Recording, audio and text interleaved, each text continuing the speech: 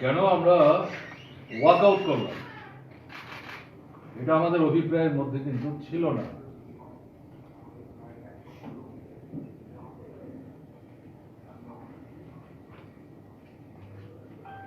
Business advisory কমিটিতে সিদ্ধান্ত হয়েছিল করোনা ভাইরাসের প্রাদুর্ভাবের কারণে যে পরিস্থিতি আন্তর্জাতিক পরিসরে, জাতীয় পরিসরে সৃষ্টি হয়েছে, তার থেকে যে উদ্বেগ ত্রিপুরা এর বাইরে না, এবং যে সমস্ত পরামর্শ এবং পদক্ষেপ করোনা ভাইরাস মোকাবেলা করার প্রশ্নে নিতে বলা হয়েছিল, তাতে অন্যতম ছিল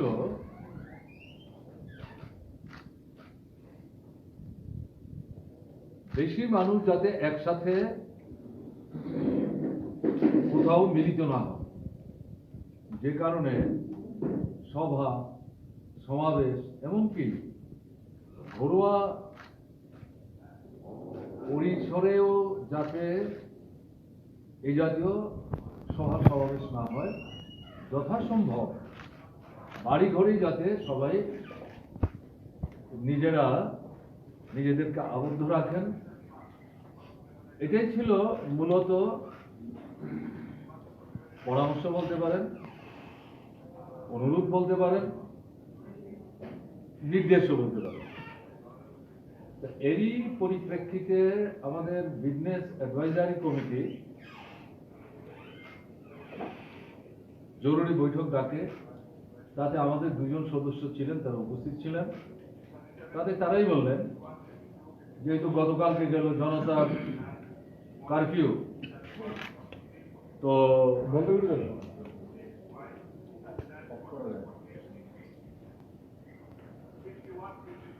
এর প্রেক্ষাপটে তারা বললেন যে আমাদের বিধানসভা তো 26 তারিখ অবধি চালানো ঠিক হবে না, কাজে আমরা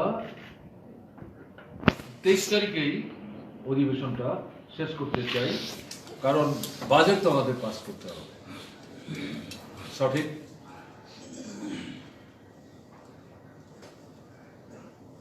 আমাদের মেম্বাররা এই প্রশ্নে কোনো বিরোধ বা বিতর্ক অ্যাডভাইজারি কমিটিতে তুলেনি। আমরা অপেক্ষা করছিলাম আজকের বিজনেসে তারা কি রাখছেন। আমরা ধরে নিয়েছিলাম আমাদের সদস্যরা যারা সবাই উপস্থিত ছিলেন, তার মধ্যে অন্যতম তপন চক্রবর্তী, তিনি আমাদের কাছে যে রিপোর্টটা করেন যে না, এটা শুধু বাজেটটাই সেখানে পাস করার ব্যবস্থা হবে। বিজনেসে আমরা যেটা দেখলাম, তাতে অনেকগুলো বিষয় যুক্ত হয়েছে। বাজেট মানে কিন্তু এখানে তিনটা: সাপ্লিমেন্টারি বাজেট, এক্সট্রা অ্যালোকেশন, ডিমান্ডগুলি পাস করা, অ্যাপ্রোপ্রিয়েশন বিল পাস করা,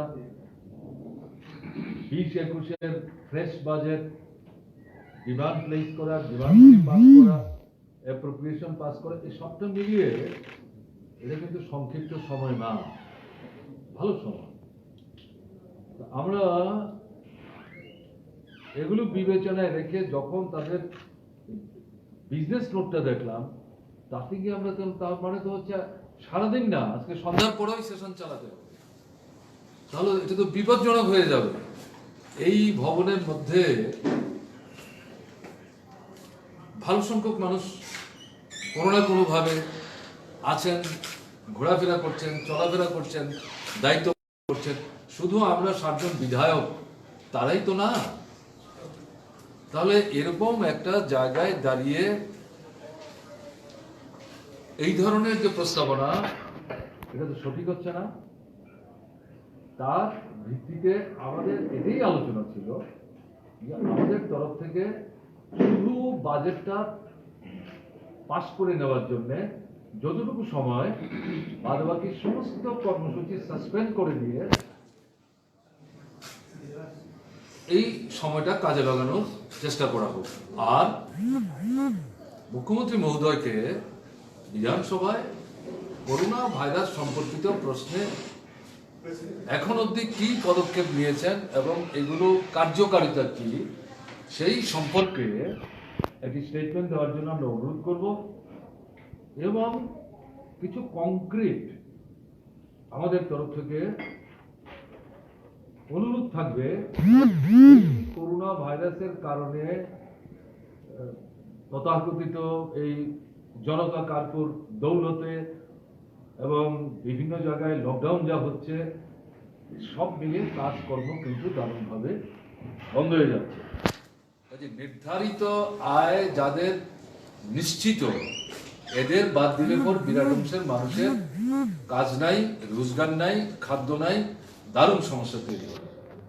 তাহলে এই মানুষদের সাহায্য করার জন্য ন্যূনতম 2-3টা বিষয় রিলিফ মেজার হিসেবে যাতে সরকার গ্রহণ করে সে অনুরোধটা জানানো হবে। দেখা যাক মুখ্যমন্ত্রী কি বলেন। অ্যাকর্ডিংলি আমাদের বিধায়ক দলের পক্ষ থেকে বাদল চৌধুরী মহোদয় বিজনেস শুরু হওয়ার মুখেই দাঁড়িয়ে বললেন যে আমাদের একটা অনুরোধ,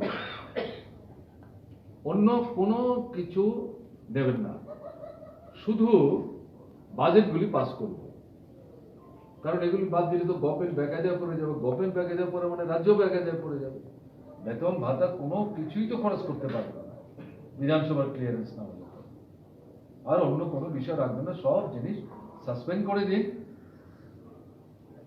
কারণ আমরা যা বিজনেস দেখলাম, আমাদেরও তো নিজেদের কিছু বলার মতো গুরুত্বপূর্ণ বিষয় ছিল। আপনার করোনা ভাইরাস যেমন মানুষের মানে বাঁচা মরা নিয়ে প্রশ্ন তৈরি করছে, এই যে সিটিজেনশিপ অ্যামেন্ডমেন্ট অ্যাক্ট হলো নতুন করে, এনপিআর এর প্রশ্ন আসলো, এনআরসির প্রশ্ন আসলো, সারা দেশ এটা নিয়ে উথাল পাথাল চলছে। আন্তর্জাতিক পরিসরে মানুষ তাদের প্রতিক্রিয়া ব্যক্ত করছেন এবং এই সমস্ত পদক্ষেপগুলোর পেছনে যুক্তি আছে। তাহলে বিধানসভা, আমাদের রাজ্য সরকার এই সম্পর্কে কিছুই বলছেন না গত 1.5 মাস 2 মাস যাবৎ।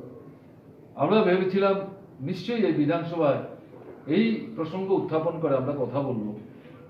সেদিন যেমন আমরা 10,323 নিয়ে কথা বলার চেষ্টা করলাম, আমাদের অগণতান্ত্রিক পদ্ধতিতে কথা বলার সুযোগই দেওয়া হলো না। এরপরে এই ইস্যু, এটা নিয়ে আমরা কথা বলবো আমরা ভেবেছিলাম। এবং সঙ্গে সঙ্গে যে প্রশ্নটা আসছে, কাজ নাই, খাদ্য নাই, 2 বছর হয়ে গেল, গ্রাম শহর অসংগঠিত অংশের মানুষ বিপন্ন, তারা বাঁচবেন কি করে? এটাকে ভিত্তি করে দেখা যাচ্ছে আত্মহত্যার ঘটনা ঘটছে। মা আত্মহত্যা করছেন নিজের শিশু সন্তানদের বিষ খাইয়ে ঘুম পাড়িয়ে রেখে। পরপর কতগুলি ঘটনা ঘটেছে। গভর্নমেন্টের এই সম্পর্কে কিচ্ছু করার নেই। এই বিষয়টা নিয়েও আমরা ভেবেছিলাম যে বিধানসভায় আমরা উত্থাপন করব, বাজেট নিয়ে আলোচনা করতে গিয়ে এই বিষয়টা বলার একটা সুযোগ থাকবে। এখানে বলা হলো রেগার নাকি 56 দিন কাজ হয়েছে। কিসের হিসাব, কার হিসেব, কিসের ভিত্তিতে বলছেন? বাস্তবের সঙ্গে তো এগুলোর কোনো মিল নাই। এটাকে ভিত্তি করে আমরা বলতে পারতাম। আইন শৃঙ্খলা এই সম্পর্কে এখানে বলা হচ্ছে খুব নাকি ইমপ্রুভ করছে, অথচ মেয়েদের বিরুদ্ধে যে আক্রমণ এটা ক্রমাগত বেড়ে চলেছে। তো আমি কয়েকটা বিষয় বললাম যে বেকার সমস্যাটা আছে, এই বিষয়গুলি নিয়ে তো আমাদেরও কথা বলার ছিল, এগুলো তো জনগণের বিষয়। কিন্তু যেহেতু করোনা ভাইরাসের প্রশ্নে সত্যি সত্যিই একটা উদ্বেগজনক অবস্থা তৈরি হয়েছে, আমরা কিন্তু এই বিষয়গুলি নিয়ে আজকে প্রেস করার চিন্তাই করিনি। স্রেফ বাজেটটা পাস করে খুব তাড়াতাড়ি ফার্স্ট হাফেই যাতে সবাই বিধানসভা ছাড়তে পারেন তার ব্যবস্থা করা দরকার। অ্যাকর্ডিংলি আমরা যেটা দেখলাম যে আমাদের এই প্রস্তাব নিয়ে শাসক দলের পক্ষ থেকে ট্রেজারি বেঞ্চের এমনকি কিছু কিছু মন্ত্রীও এমন কিছু মন্তব্য করার চেষ্টা করলেন যেগুলো অভিপ্রেত না, এবং সদস্য তো কিছু আছেনই, তাদের নাম না উল্লেখ করেই ভালো, তাদের চেহারাগুলো আপনাদের কাছে পরিচয় হয়ে গেছে। নানা বিষয়ে তাদের অবস্থান, এরকম পরিস্থিতি। কিন্তু শেষ পর্যন্ত এই যে যে আপনার আজকের কাজের যে লিস্টটি, এটা নিয়ে আমাদের স্পিকার সাহেব মুভ করার চেষ্টা করলেন। আমরা আবার বাধা দিলাম যে মাননীয় স্পিকার সাহেব, আপনি বুঝতে পারছেন না কেন? আমরা মুখ্যমন্ত্রীর কাছে জানতে চাই। আবার বাদলবাবু দাঁড়িয়ে অনুরোধ করলেন। আমরা দেখলাম যেটা মুখ্যমন্ত্রী দাঁড়িয়ে করোনা ভাইরাস সম্পর্কে ডিটেইলে স্টেটমেন্ট দিয়েছেন, তাকে আমরা ধন্যবাদ জানিয়েছি। আমরা অনুরোধ করেছি, আপনি স্টেটমেন্ট করেছেন, যদিও নেওয়া পদক্ষেপগুলো একেবারে চূড়ান্ত, এর বাইরে আর কিছু করার নাই এরকম না, কিন্তু এই বিষয় নিয়ে কোনো সমালোচনার দৃষ্টিভঙ্গিতে আমরা কথা বলার চেষ্টা করিনি, ছিদ্র অনুসন্ধানের চেষ্টা আমরা করিনি। আমরা বলেছি যে সীমাবদ্ধতার মধ্যে আমাদের রাজ্য সরকার এই সময়ের মধ্যে যে পদক্ষেপ নিয়েছেন তার জন্য তাকে আমরা ধন্যবাদ জানাচ্ছি। ভবিষ্যৎ দিনে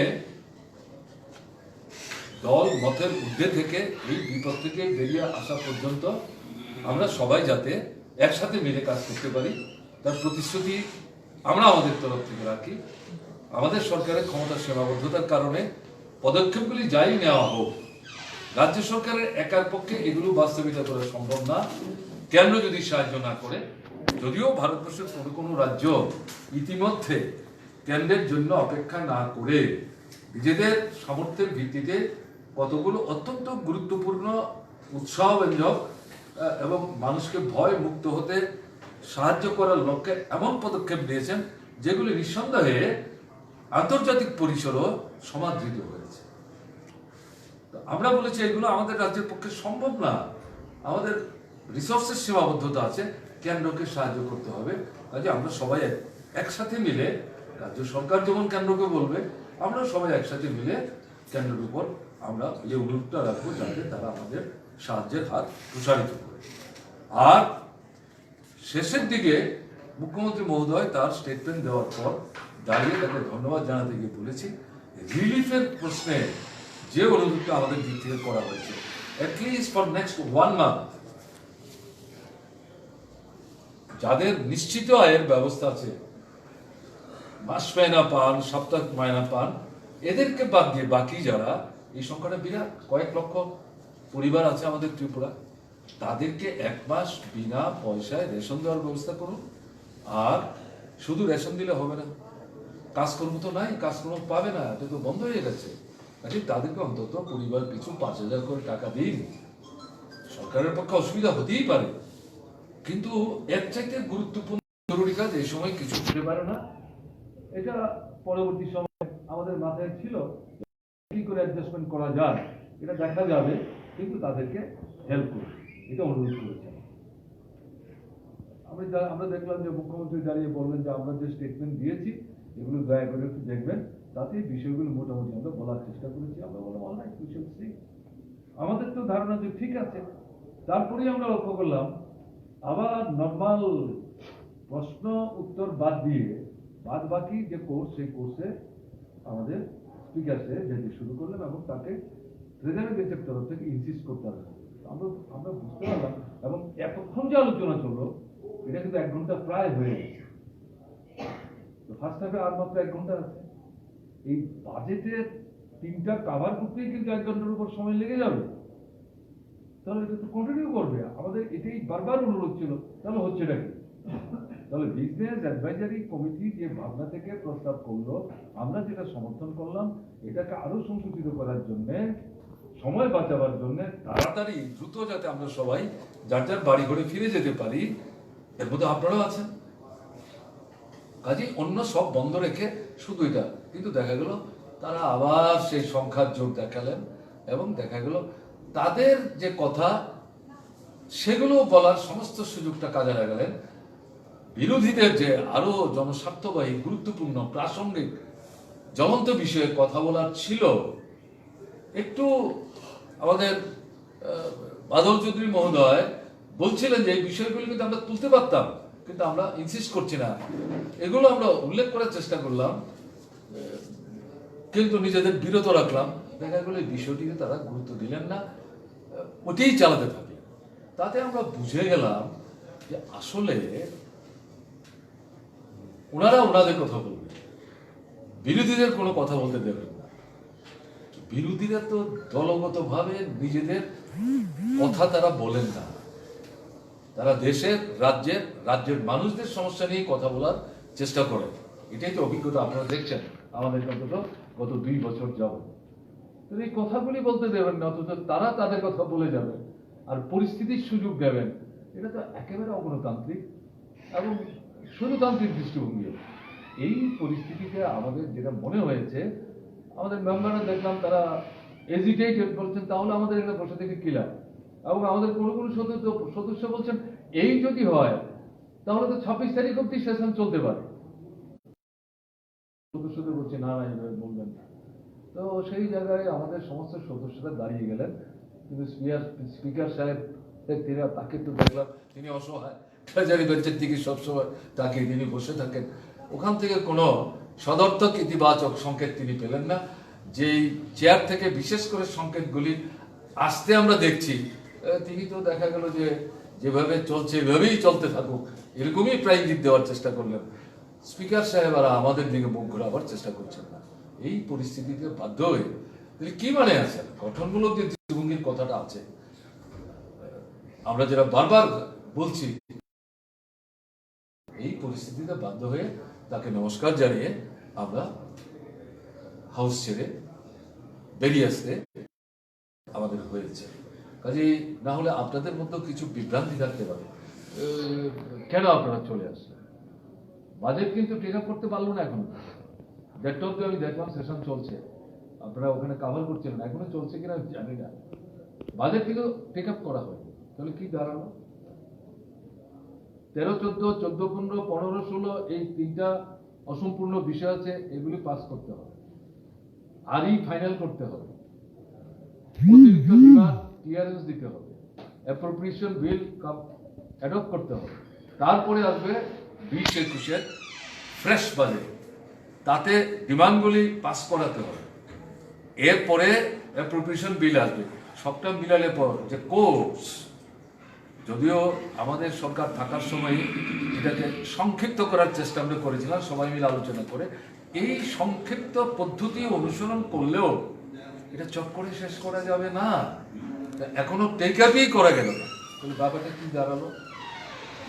তাহলে তো এর থেকে পরিষ্কার শাসক দলের একাংশ আসলে মুখে যা বলছেন আন্তরিকভাবে, তারা কিন্তু পরিস্থিতিটা যা চলছে তাতে যতটা সিরিয়াস অ্যাটিটিউড নিয়ে পদক্ষেপ নেওয়া দরকার সেই পদক্ষেপ তারা বিধানসভার ভেতরে। এটাই আপনাদের কাছে বলার জন্য এখানে আপনাদের সাথে আমাদের মিলিত হওয়া। এখন যে বাজেট নিয়ে প্রশ্ন, আপনারাই যদি এত কথা বলতে পারেন অন্যান্য বিষয়, তাহলে তো অন্তত আমাদের বলতে পারতেন যে ঠিক আছে, আমাদের তো অর্থমন্ত্রী প্রায় 1.5 ঘন্টা সময় নিয়ে রঙিন মলাট টলাট লাগানো যে বাজেট বই, যেগুলো আমরা দেখতে অভ্যস্ত না গত 30-35 বছরে, বাচ্চাদের ছবির এঁকে দিয়ে পড়ার বইয়ের প্রতি আকৃষ্ট করার জন্য যেভাবে মলাট তৈরি করা হয়, আমরা দেখলাম আমাদের ত্রিপুরার ইতিহাসে এই বাজেট বই এভাবে তৈরি করা হয়েছে। তো এটাকে নিয়ে তো ঘন্টা 1.5 বক্তৃতা হলো, আমরা তো কেউ ইন্টারফেয়ার করিনি। যদিও একজন সদস্য শাসক দলের তিনি বলছেন এটা অনেক সময় নিয়ে নিচ্ছেন, এটা তো শেষ করার জন্য মূল বাজেটটা বললেই তো হয়। আমরা কিন্তু এটাও সমর্থন করিনি, কারণ বাজেট স্পিচ শুরু হলে পর এটা শেষ পর্যন্ত পড়তে হয়, এটি একটা কনভেনশন। কাজে মাঝখানে দাঁড়িয়ে এরকম বললে পরেই অর্থমন্ত্রী চট করে তার অবস্থান থেকে সরে যেতে পারেন, এটা এই ধরনের অভিজ্ঞতা আমাদের অন্তত নেই। তো তাকে শেষ করতে হয়েছে, তিনি তো সবটাই বললেন, তারপরে বেরিয়ে এসে তিনি প্রেস মিটও করলেন, আপনারাই প্রেস মিটে গেছেন, সেখানেও আবার ব্যাখ্যা দিলেন। এবং তাদের হয়ে যে সমস্ত পত্রপত্রিকা লেখালেখি করে, যারা আমাদের কথাবার্তা ছাপতে গিয়ে মানে বিভ্রল হন, ভয় পান, তারা কিন্তু এগুলি আবার বড়সড় করেই বিজ্ঞাপিত করেছে। কই আমাদের তো বলতেও পারতেন যে ঠিক আছে, অল্প সময়ের মধ্যে আমরা যেহেতু এটা পাস করানোর দিকে যাব, যদি আপনাদের কিছু অবজারভেশন থাকে 5-7-10 মিনিটের মধ্যে যদি বলেন, তাহলে করে এগুলো আমরা নোট ডাউন করব, আমরা ইমপ্লিমেন্ট করতে গিয়ে যদি সত্যি সত্যি আমাদের কিছু করার থাকে আমরা দেখব। আমাদের কিছু বলা হলো না, তারা তো তাদের কথাগুলি বলতে শুরু করলো। এটা কেমন করে কথা হলো? এটা অগণতান্ত্রিক। এই জায়গায় দাঁড়িয়ে ভিতরে যখন আমাদের বলতে দেওয়া হলো না, ডাকলোই না, তারা তাদের কথা সেদিন বললেন প্রতিদিন। আজকেও শেষ পর্যন্ত কি করবেন জানি না, সবটা তাদের উপর নির্ভর করবে, আমরা তো নাই। এই জায়গায় দাঁড়িয়ে এই বাজেটটি সম্পর্কে 2-4টি কথা বলবো, খুব ডিটেইলে আমি বলবো না। প্রথমত যেটা বলবো, বাজেট, নতুন বাজেট তৈরি করতে গেলে পরে শুরু করতে হয় ক্লোজিং ব্যালেন্স দিয়ে।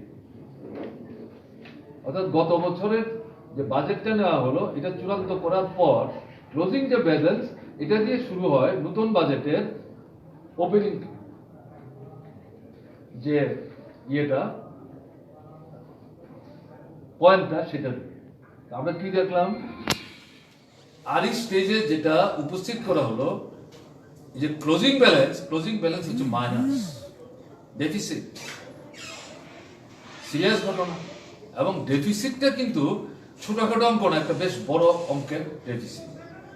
তার মানে হচ্ছে এই বাজেটটা শুরুই হচ্ছে একটা নেগেটিভ পজিশন থেকে। আমি এই পয়েন্টটা উল্লেখ করলাম।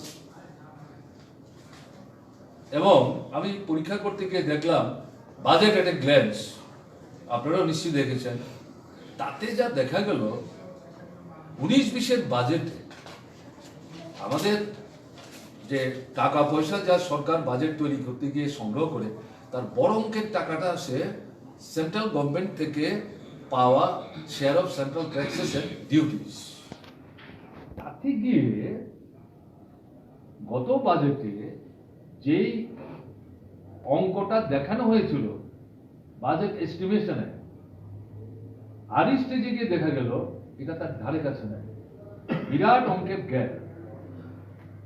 অর্থাৎ টার্গেট যা ছিল তার থেকে অনেক কম টাকা তারা পেয়েছে। It is quite natural, only natural. Recession চলছে, আমরা এই কথাই বারবার বলছি, ক্রয় ক্ষমতা নেই মানুষের। তাহলে ট্যাক্স বলুন, ডিউটিস বলুন, এটা তো মানুষের হাতে পয়সা না থাকলে পরে, জিনিস কিনতে না গেলে পর, বাজার হাট ঠিক মতো না চললে পর, এগুলো থেকে সরকার তহবিলে জমা হবে। আর যদি জমা না হয়, তাহলে রাজ্যগুলোর মধ্যে এগুলো কি করে ডিস্ট্রিবিউট হবে? বলে একটা ইমাজিনারি আউটলুক নিয়ে এই ফিগারটা ঠিক করে বাজেটটাকে ফুলিয়ে ফাঁপিয়ে গত বছরই দেখানো হয়েছিল, তখন আমরা সতর্ক করেছিলাম। তাহলে দেখা গেল এটা জাস্টিফাইড হলো আমাদের বক্তব্য। এবং এই আর স্টেজে গিয়ে দেখা গেল যে এই যে share of taxes and duties যা বলা হলো, তার থেকে অনেক কম টাকা তারা পেয়েছেন, প্রায় 1000 কোটি টাকার মতো। জিএসটি, তাতেও যেই টাকা পাওয়ার কথা ছিল সেই টাকা পেল না। না পেলে পরে যে সেন্ট্রাল গভর্নমেন্টের পুষিয়ে দেওয়ার যে কথা, এটা নিয়েও নানা তালবাহানা চলছে। আমি জাস্ট মেজর মানে ফান্ডামেন্টাল এই বিষয়গুলি এখানে উল্লেখ করলাম। এবং এখানে যে কথাটা মানে বলা দরকার, এই যে বাস্তবতা আর স্টেজ, তার থেকে তো আমাদের নিশ্চয়ই কিছু লেসেন্স ড্র করা দরকার। করে এখন দেশে কি পরিস্থিতি চলছে বিবেচনায় রেখে নতুন বাজেট তৈরি হওয়া দরকার। এখন বাজেট নিয়ে আলোচনা করছি আমরা। আমি এই জায়গাটায় তো বলবো, এই যে বাজেট সেশনটা চূড়ান্ত হলো আপনার 20 তারিখ থেকে 26 তারিখ পর্যন্ত। 13 তারিখ বিজনেস অ্যাডভাইজারি কমিটির মিটিং হলো, 16 তারিখ। তাহলে এই করোনা ভাইরাসের প্রবলেম কিন্তু এর আগে থেকেই শুরু হয়েছে। অ্যাডভাইজারি নেচারের কথাগুলো কিন্তু আসতে শুরু করেছে। মেলামেশা, সভা সমাবেশ, জমায়েত, মিছিল, মিটিং এগুলো করা যাবে না। এবং আমাদের রাজ্য সরকার তো 144 করে দিল, সবার আগে পৃথিবীর মধ্যে মডেল দেখালো। তারা যদি সিরিয়াস হতে, বাজেট মানে শুধু শাসক দলের কথা না, বাজেট মানে বিরোধী দলের কথাও শুনতে হবে, এবং বাজেট ডিসকাশনটাই শুরু করে বিরোধী দলের তরফ থেকে। This is the convention accepted. বিরোধী দল মানে জনগণের কথাবার্তা বলবেন। তাহলে এরকম একটা জায়গায় দাঁড়িয়ে সময় লাগবে, অথচ সিচুয়েশনটা যে জায়গায় যাচ্ছে এই সময় পাবো কিনা। তাহলে ভালো হতো, আমাদের যা মনে হচ্ছে, ফুল ফ্লেজেড এই বাজেটটা প্লেস না করে ভোট অন অ্যাকাউন্ট যদি করতেন একদিন, তাতে ডিসকাশনের কোনো সুযোগ নাই। এই পয়েন্টটাই বলতে পারতেন যে এই যে সিচুয়েশনটা অ্যাগ্রাভেট করছে, এই পরিস্থিতিতে আমাদের মনে হচ্ছে সামগ্রিক পরিস্থিতিটা বুঝে সুঝে নিয়ে সেন্টার থেকেই বা কিরকম টাকা পয়সা পাবো না সবটা আমরা ঠিকঠাক করে একটা চূড়ান্ত বাজার আপনাদের সবার সঙ্গে আলাপ আলোচনা করে গ্রহণ করার জন্য সময় লাগবে। এটা ভাবনায় রেখে আমরা এই মুহূর্তে ফুল ফ্লেজেড বাজেট প্লেস করছি না। একদিনের জন্য ভোট অন অ্যাকাউন্ট করে আমরা চলে যাই, 3 মাস 4 মাস সময় আমরা নিতেই পারি। এর মধ্যে যদি সিচুয়েশনটা ট্যাকেল হয়ে যায়, আমরা 2 মাস আগেও তো করতে পারি, 1 মাসের মাথায় আমরা করতে পারি। তারাই কিন্তু এটা বলতে পারতেন, তারা কিন্তু বললেন না। কিন্তু ঘুরিয়ে আজকে যে প্রস্তাবটা করলো অনেকটা কিন্তু তাই হলো, এটা কিন্তু প্রথমেই তারা বলতে পারতেন, অথচ এটা তারা ফলো করছেন না। তা আমাদের প্রশ্ন হচ্ছে, এই যে মানে বাজেটটা উপস্থিত করা হলো, এখানে কি দাঁড়াচ্ছে? লাস্ট ইয়ারের যে বাজেট আরই স্টেজ চূড়ান্ত হওয়ার পর এর থেকে কোনো লিসেন্সি কিন্তু গভর্নমেন্ট ড্র করার চেষ্টা করলেন না। তাতে আমি এই শব্দটা ব্যবহার করতে চাই যে কমপ্লিটলি একটা ইমাজিনারি আউটলুক নিয়ে ফিগারের জাগলারি এখানে করার চেষ্টা করেছে। 19,000 কোটি টাকার একটা বাজেট তৈরি করা হয়েছে, তাতে মেজর যে কালেকশন সেটা হচ্ছে সেন্ট্রাল ট্যাক্সেস এন্ড ডিউটিজের শেয়ার। গত বছরই দেখা গেল টার্গেট যা করলো তার থেকে প্রায় 1,000 কোটি টাকা কম আসলো। এবার গত বছর 20 স্টেজে যে টাকা ধরা হয়েছে তার চাইতেও বেশি এবারের 20 স্টেজে এখানে শেয়ার অফ সেন্ট্রাল ট্যাক্সেস দেখানো হয়েছে। কোথেকে আসবে টাকা? কারখানা বন্ধ, উৎপাদন বন্ধ, ক্রয় ক্ষমতা তলানিতে, বাজারে কেউ যেতে পারছেন না, জিনিসপত্র কেনা বন্ধ। এখন গভর্নমেন্ট বলতে শুরু করেছেন ঘরে থাকুন, আবার বলছেন ইমিউনিটি বাড়াবার চেষ্টা করুন, ভালো ভালো খান। অদ্ভুত কথা, রোজগার নাই, পয়সা নাই, ভালো খেতে বলছেন, কি করে খাবো? এতে গিয়ে এটা ট্যাক্সের উপর, জিএসটির উপর চাপ আসবে, তাতে রাজ্যগুলোর শেয়ার কমতে বাধ্য। এরকম জায়গায় এই যে আপনারা একটা ফেবুলাস ফিগার উপস্থিত করে একটা বড়সড় পরিসরের একটা বাজেট এখানে উপস্থিত করলেন, কেমন না? 19,000 কোটি টাকার উপর, এটা কি করে বাস্তবায়িত হবে? টাকাটা কোথেকে আসবে? গত বছরের টাকাই তো আসলো না। ডেফিসিট নিয়ে শুরু করতে হলো বাজেট। কাজেই এটা যে বাস্তবতার সাথে সঙ্গতিহীন, এটা বোঝাবার জন্য এই পয়েন্টটা আমি এখানে একটু স্ট্রেস করলাম। বলার অনেক কিছু আছে, বলতে চাইছি না। এখানে ধরুন আমাদের কাজকর্মের মধ্যে বিশেষ করে অসংগঠিত অংশের মানুষ, রেগা একটা ব্যাপার, টুয়েব একটা ব্যাপার, বিভিন্ন ডেভেলপমেন্ট কাজের সঙ্গে যুক্ত যে সরকারি দপ্তরগুলো, তাদের যে নানা ধরনের কাজ, নতুন কাজ বাদ দিয়ে নষ্ট হয়েছে রাস্তাঘাট, স্কুল, হাসপাতাল, বাড়ি, হেনা তেনা, এগুলো ঠিকঠাক করা কাজই তো নাই। রেগাই বলে দিল 56 দিন নাকি কাজ হয়েছে। আরে আমি বুঝছি, যেদিন মাস্টারমশাইদের উপর এখানে পুলিশ শক্তি প্রয়োগ করলো, 4-5 জন আহত হলেন, সেদিন আমরা শামুক ছড়াই ছিলাম। গ্রামের যিনি চেয়ারম্যান তিনি বলছিলেন যে এ তো দারিদ্রতার কারণে এই ঘটনা ঘটেছে। জিজ্ঞাসা করছিলাম আপনাদের রেগার কাজ কি? বলছে কোথায় কাজ? 30, 32, 35 দিনের কাজ, টাকা পাচ্ছি না 3 মাস 4 মাস যাবত। আমাদের যে মজুরি পাওয়ার কথা 190-92 টাকা, কেউ কেউ 50-55 টাকা পর্যন্ত মজুরি পাচ্ছেন।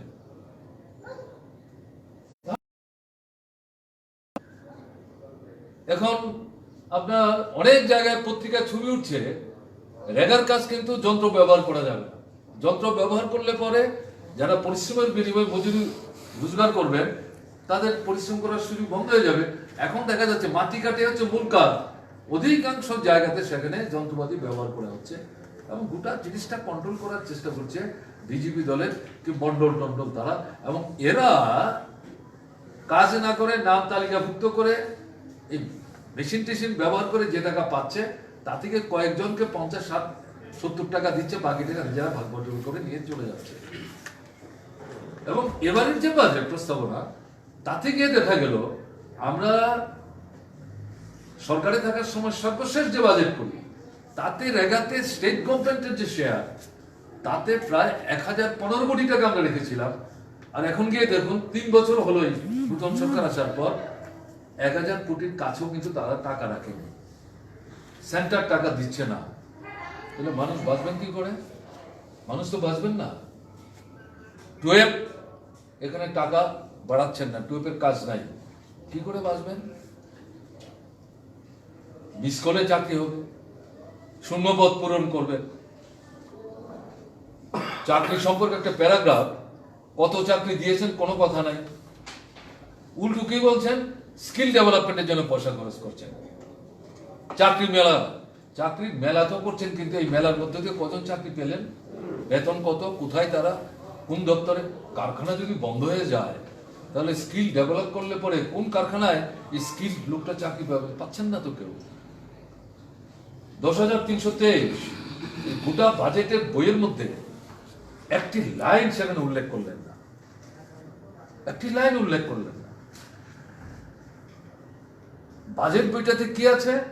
অধিকাংশ সেন্ট্রাল গভর্নমেন্ট স্পন্সর যে স্কিমগুলো, এগুলো প্রধানমন্ত্রীর নামের জায়গায় আমাদের রাজ্যের মুখ্যমন্ত্রীর নাম ঢুকিয়ে এগুলি সেখানে উপস্থিত করার চেষ্টা করছেন। আরে এগুলি যে উপস্থিত করছেন, একটা ফেবুলাস ফিগার যে দেখাচ্ছেন, কেন্দ্রীয় সরকারের তো টাকা থাকতে হবে, এই টাকাটা আসবে কোত্থেকে? রিসেশন চলছে এবং এই রিসেশন আরো অ্যাগ্রাভেট করবে এই করোনা ভাইরাসের কারণে। ন্যাচারালি সরকারের হাতে টাকা আরো কমলে পরে যতই সেন্ট্রাল স্পন্সর স্কিম হোক তাতে রাজ্যের শেয়ার কমতে বাধ্য। আমাদের পরিস্থিতিটা কি হবে?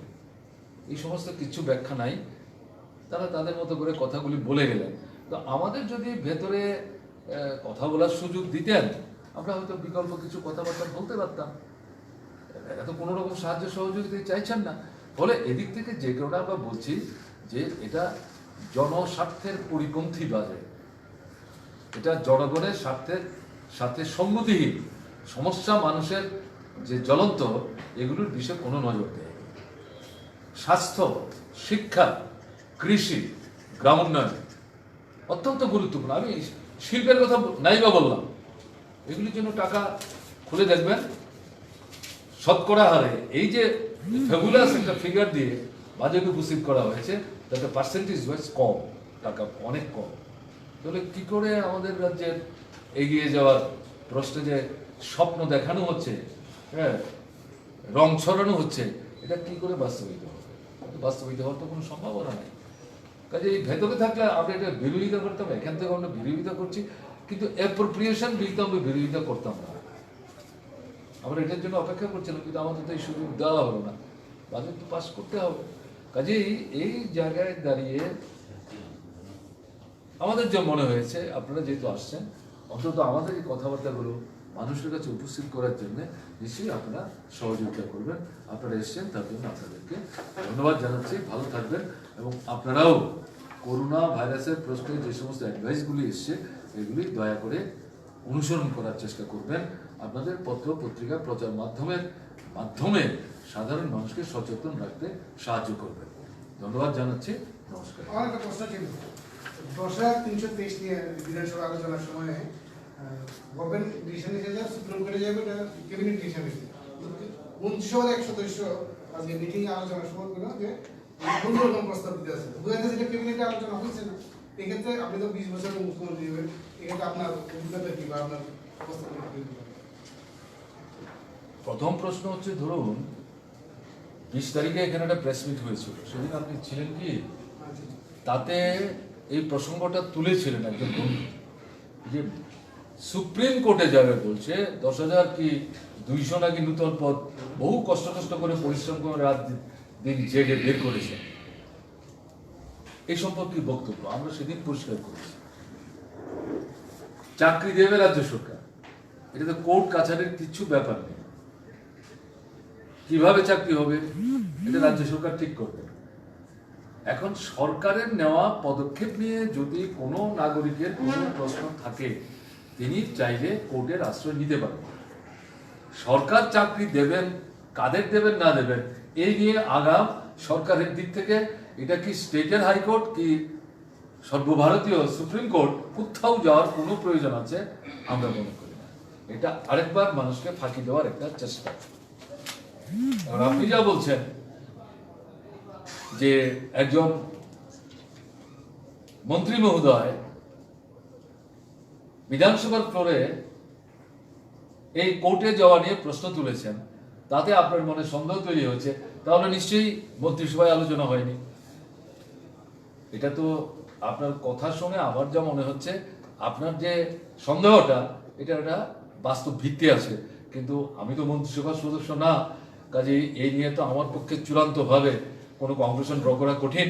যেই বন্ধু এই প্রশ্ন তুলেছেন আমি আপনাকে অনুরোধ করব তাকে জিজ্ঞেস করলে ভালো, আপনি কি মন্ত্রিসভায় ছিলেন না ছিলেন না, আপনাকে খবর দেওয়া হয়েছিল না হয়নি, যদি হয়ে থাকে আপনি সেখানে কি বলেছেন। না, আমার প্রশ্ন হলো, আপনি তো 20 বছরের সম্পূর্ণ মুখ্যমন্ত্রী, হ্যাঁ। এক্ষেত্রে আপনি যদি এখন মুখ্যমন্ত্রী থাকতেন আপনি কি করতেন? আমি যদি মুখ্যমন্ত্রী থাকতাম আমার তো কোর্ট কাছারিতে যাওয়ার প্রশ্নই ছিল না, কারণ আমরা তো 13,000 পোস্ট ক্রিয়েটই করেছিলাম এবং সেগুলো নিয়ে যারা মামলা করলেন তারা এখন চোখের জলে কুমিরের মতো বুক ভাসাচ্ছেন। কেমন না, তারাই মামলা করলেন, তারাই বিষ ঢাললেন, তারাই এখন উজা হয়ে এই বিষ সরাবার চেষ্টা করছেন। মানুষ তো এত বোকা না রে ভাই। কাজে আমরা 13,000 পোস্ট তৈরি করেছিলাম, 12,000 শিক্ষা দপ্তরে, 1,000 আপনার সমাজ কল্যাণ দপ্তরে। এগুলোর বিরুদ্ধেও মামলা হয়েছিল, কারা করেছেন আপনারা জানেন।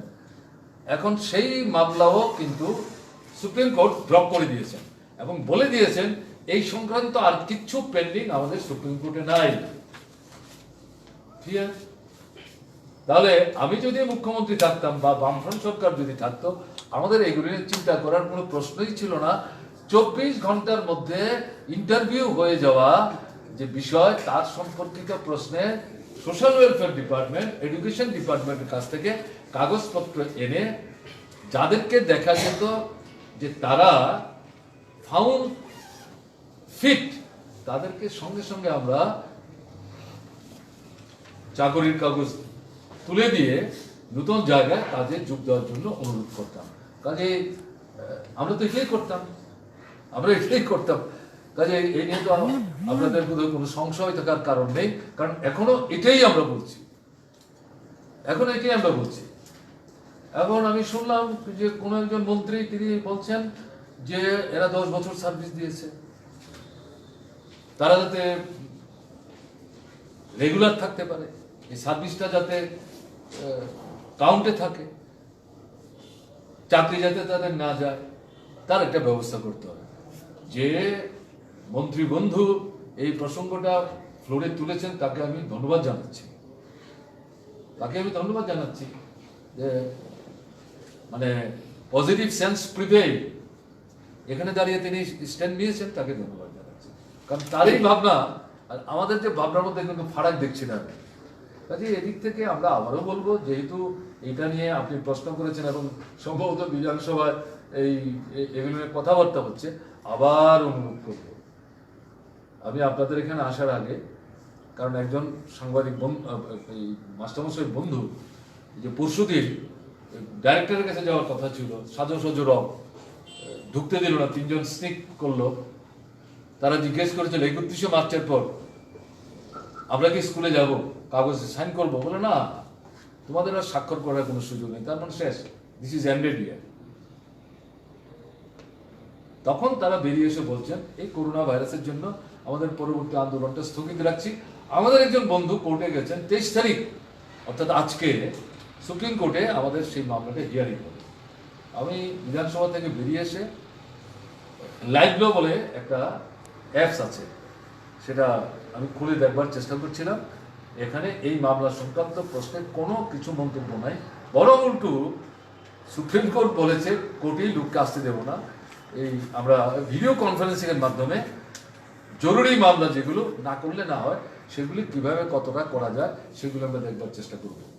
আমি আধ ঘন্টার ব্যবধানে আবার দেখার চেষ্টা করলাম, দেখি তো আমাদের বন্ধুদের যে একটা অংশ মামলা করার জন্য গেছেন এই নিয়ে কিছু বক্তব্য, নাথিং ফাউন্ড, বা এই মাস্টার সংসদের তরফ থেকে কোনো মন্তব্য আপনাদের কাছে এই সময়ের মধ্যে আছে কিনা আমি জানি না, আমাদের কাছে নাই। কাজেই এটা পরিষ্কার হয়ে যাচ্ছে। আমরা আবার সরকারের কাছে অনুরোধ করব 13,000 পোস্ট কাইন্ডলি রিভাইভ করুন এবং এই জায়গাতে এদেরকে নেওয়ার ব্যবস্থা করুন, তাদেরকে অনিশ্চয়তার হাত থেকে মুক্তি দিন, পরিবারগুলোকে বাঁচাবার জন্য মানবিক যে দায়বদ্ধতা এটা পালন করার চেষ্টা করুন। নির্বাচনের আগে যে প্রতিশ্রুতি দিয়েছিলেন, ভুলভাল পদক্ষেপ যাই নিয়ে থাকেন, অন্তত প্রতিশ্রুতির প্রতি মর্যাদা রক্ষা করার চেষ্টা করুন। স্যার, আপনি একটু আগে যে বলছিলেন, আমার এখানে একটা প্রশ্ন রয়ে গেছে স্যার। যদি আপনি মুখ্যমন্ত্রী থাকতেন তাহলে তাদেরকে দিয়েই দিতেন।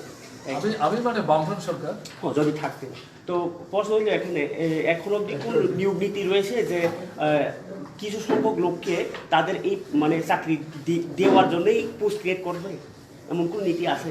বুঝতে পারলাম না প্রশ্নটা। মানে কিছু সংখ্যক লোকে বা 10,383 ধরুন না, হ্যাঁ। তাদেরকে দিয়ে দেওয়ার জন্য পোস্ট ক্রিয়েট করে তাদেরকে দেওয়ার জন্য কোন প্রভিশন আছে?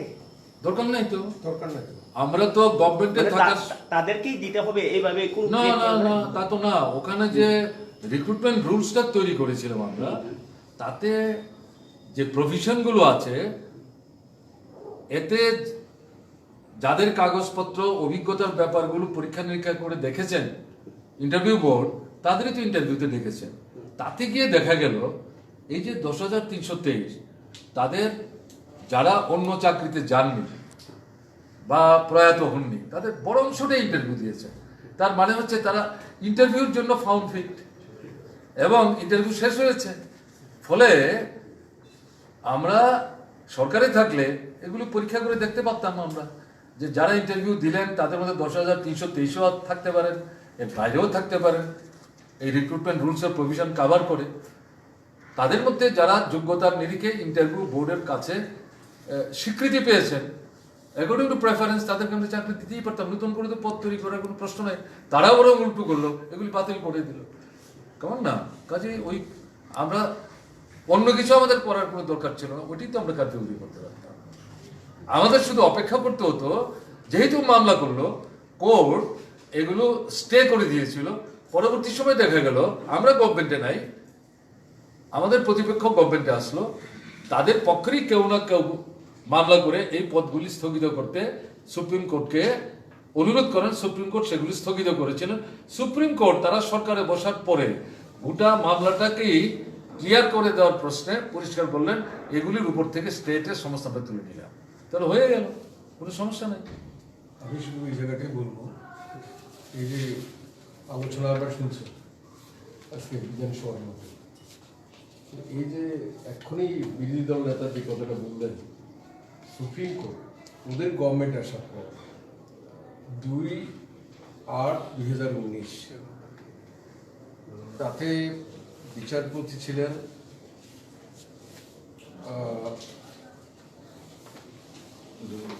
জাস্টিস উদয় উমেশ ললিত, জাস্টিস বিনীত শরৎ। তার জাজমেন্টের কপিটা এই যে যেটা বললেন সেই কপিটা আমরা আপনাকে দিয়ে দিচ্ছি। হ্যাঁ, দিয়ে দিন। তাদের কাছে আছে, তাদের কাছে যদি থাকে তো খুব ভালো। পরিষ্কার এখানে বলেছে রতনবাবু আজকে যেটা স্টেটমেন্ট করেছেন সম্পূর্ণ মিথ্যা। আবার এই বিধানসভাকে ব্যবহার করে আবার মিথ্যা তথ্য আজকে এই মিথ্যা তো বলা যায় না বিধানসভা, অসত্য বলতে হবে, অসত্য হোক ভুল তথ্য হোক। এই যে বারবার প্রতারণা করতেছে এই 10,323 সঙ্গে, রতনবাবুর বক্তব্য আজকে অত্যন্ত পরিষ্কার। হ্যাঁ, সেই বিচারপতিরা এই যে ওদের গভর্নমেন্টের থাকার সময় এই যে 2019-এ যে জাজমেন্ট দিয়েছে তার কপিটা যদি সব কপি এখানে নাই, সময় হবে না, না থাকলে অন্যরা কপি করে নেবে এবং এটার উপরে আপনার কপি দিয়ে দিচ্ছি। তো আর কিছু আছে? কপির মধ্যে এটা পরিষ্কার বলা আছে চাটা দিয়েছেন তাদেরকে? আর কি গ্রুপ আছে এই সবাই নিয়ে যান।